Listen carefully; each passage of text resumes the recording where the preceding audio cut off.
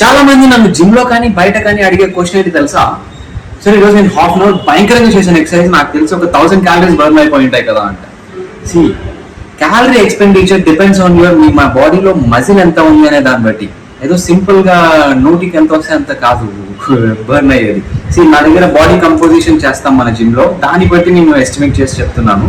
మీరు కూడా ఎక్కడైనా బాడీ కంపోజిషన్ చేసుకుంటే మీకు ఐడియా వస్తుంది. సి ఫర్ ఎగ్జాంపుల్ నా దగ్గర ఒక 2 age groups 27 age groups 2 best examples ఉన్నాయి.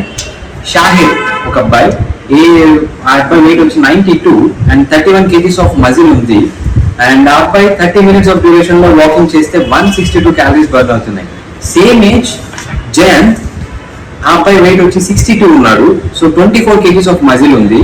అండ్ ఆ అబ్బాయి 30 minutes ఆఫ్ డ్యూరేషన్ లో వాకింగ్ చేస్తే 109 క్యాలరీస్ బర్న్ అవుతున్నాయి. So approximately 55 calories of difference ఉంది ఇద్దరికి. సో ఇక్కడెక్కడ ఉంది calorie gain?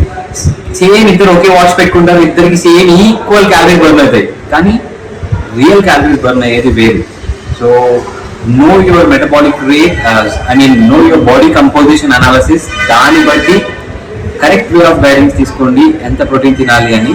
All the best, have a great life.